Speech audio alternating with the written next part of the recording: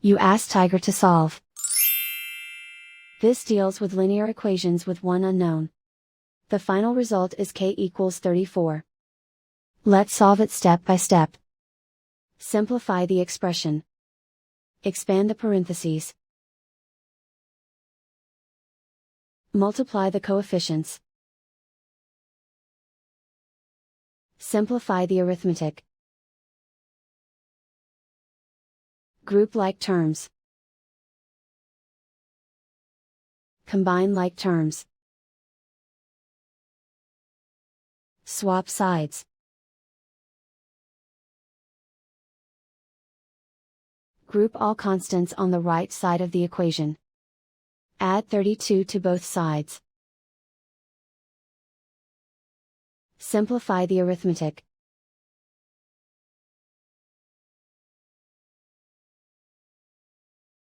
And so the final result is k equals 34.